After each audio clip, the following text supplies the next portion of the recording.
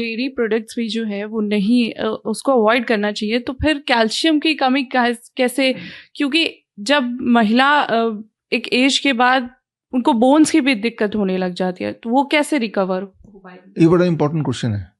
देखिए हम लोगों ने जोड़ा हुआ है कि कैल्शियम का मतलब दूध है ना। दूध क्यों, मैं पूछता हूँ लोगों से, दूध क्यों पीना चाहते? कैल्शियम से। क्यों कैल्शियम? अब कैल्शियम को जोड़ा हुआ हड्डियों से कि हड्डियां मजबूत होंगी, ये तो बोल रहे हैं ना आप। जब आपकी कैल्शियम की कमी है कि नहीं कैसे पता चलता है? ब्लड से पता चलता है। तो ब्लड में कितना कैल्शियम है, हाँ, तो ब्लड में कितना कैल्शियम है उससे उसका कोई कनेक्शन नहीं है हड्डियों में कितना कैल्शियम है। मान लो आप ये जानना चाहते हैं कि मैं कितना अमीर हूँ, तो आप देखते हैं मेरे पर्स में कितने पैसे हैं। हो सकता है पर्स में 100 रुपये हो, लेकिन purse is not a representation of my total asset, है ना।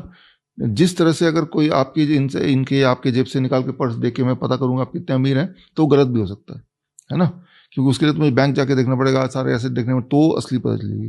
तो ब्लड के एक बूंद से ये पता चलता है कि ब्लड में कैल्शियम कितना है, उससे ये नहीं पता चलता कि बॉडी में या बोन में जहाँ होना चाहिए वहाँ कितना है। तो पहले तो वो मिसलीडिंग टेस्ट है, नंबर 1।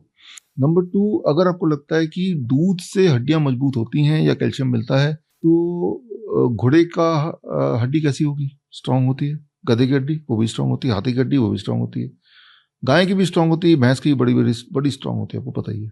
क्या वो लोग दूध पीते हैं? नहीं पीते वो लोग दूध। तो उनकी हड्डियों को कैल्शियम कहाँ से मिला होगा? पत्तों से मिला होगा। चुकंदर, पालक, इनके जूस पीजिए, वहां से कैल्शियम मिलेगा। दूध में कैल्शियम की मात्रा ज्यादा है, बट वो that is in unabsorbable form, right. वैसे तो कैल्शियम नाखून में ज्यादा होता है दूध से भी, तो नाखून आप काट के फेंक क्यों देते हैं? इसका पाउडर बना के पी लीजिए इसको। क्यों नहीं कोई करता है? क्योंकि ये एब्जॉर्ब नहीं होगा बॉडी में, कहीं कहीं अटक जाएगा, राइट, दिक्कत करेगा। तो जैसे मान लो कोई बोलता है कि मुझे प्रोटीन वाला हाई प्रोटीन डाइट चाहिए। सबसे ज्यादा दुनिया में प्रोटीन किस में होता है? एनिमल फूड से भी ज्यादा बालों में होता है, ये बना ही प्रोटीन का है। तो ये काट के आप इसका नूडल बना के खा लो, वो तो नहीं खाते, क्योंकि हमें पता है, जानवरों को भी पता है कि ये डाइजेस्टेबल फॉर्म में नहीं है।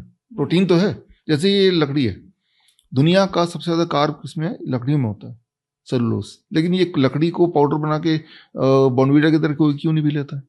क्योंकि ये एब्जॉर्बेबल फॉर्म में नहीं है। सिमिलरली दूध का जो कैल्शियम है, not that is not an absorbable form, that causes stone, that causes blockage, that causes all kind of fibroid etcetera, right. तो और ये एक मिथ है कि दूध से ये जो डेयरी इंडस्ट्री है, पिरामिड आपने देखा बचपन में पढ़ा हमने, पिरामिड में दूध एक जगह दिया हुआ है, पिरामिड कोने में दूध पीना चाहिए एज ए स्टैंडर्ड था। वो जो दूध पिरामिड में आया है वो WHO में घूस दे के वो दूध की जगह बनाई गई है बाय द मिल्क इंडस्ट्री। ये एक अलग कहानी है, मेरी एक किताब है why the mortality rate drops when the doctors goes on strike. इस किताब में मैंने जर्नल के रेफरेंसेस दिए हुए हैं, किस तरह से दूध को जबरदस्ती फिट कर दिया गया। वही वाला पिरामिड बचपन से हमें पढ़ाया जाता है तो हमारे दिमाग घुसा दिया गया है। अदरवाइज ये देखिए, इंसान एक ऐसा जानवर है जो दूसरे जानवर का दूध पीता है, और इंसान एक ऐसा जानवर है जो जिंदगी भर दूध पीता है। बाकी जो एनिमल्स हैं वो दूध पीते हैं, अपने ही माँ का दूध पीते हैं, वो भी कुछ महीने तक, जब तक दांत वांत नहीं आते, है ना। तो दूध की इंपॉर्टेंस है, अपने माँ का दूध।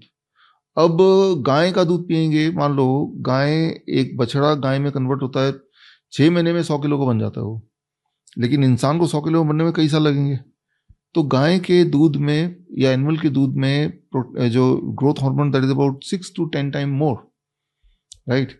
तो जब उस तरह की चीजें लेंगे तो हमारे बॉडी में फिर इरप्शंस आने लगते हैं, ये स्टोन कहते हैं, ये ट्यूमर कहते हैं। वैसे भी हम अपने बच्चे को कोई गाय भैंस तो बनाना चाहते नहीं, इंसान बनाना चाहते हैं। तो एक चैलेंज मैं दे रहा हूँ आपके माध्यम से, मेरे बोलने पे ये वीडियो आप देख ही रहे हैं, 15 दिन के लिए दूध छोड़ दीजिए, हमेशा के लिए नहीं। 15 डेज बाद आप अपने से पूछिए, क्या मेरी हड्डियों की दर्द कम हुई? क्या मेरी नींद बेहतर हुई? क्या मेरी एनर्जी लेवल बढ़ गई? क्या मेरा ब्लड शुगर पहले से बेटर रहने लगा? ब्लड प्रेशर पहले से बेटर रहने लगा? आपको आश्चर्य होगा, just by making one change, stopping all dairy product. ये सारे बदलाव 15 दिन में आ सकते हैं।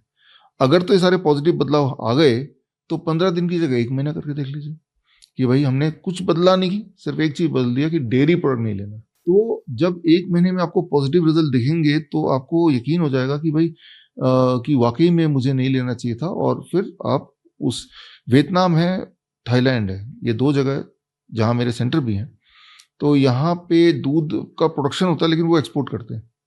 ये 2 देश हैं जहाँ पे हड्डियों की दिक्कतें नहीं है लोगों में, लेडीज में, जेंट्स में हड्डियों की बीमार लोग नहीं मिलेंगे, राइट। हर महीने मैं एक बार जाता हूँ वियतनाम स्पेशली, और डेनमार्क है, नॉर्वे है, ये वो कंट्री है जहाँ दूध बहुत पीते हैं। भारत में कोलकाता अगर जाएंगे, जहाँ पे मैं मूलतः से रहता हूँ, आप देखेंगे कि वहाँ पे डेयरी मिठाइयाँ इतनी चलती हैं, दही वगैरह सब कुछ।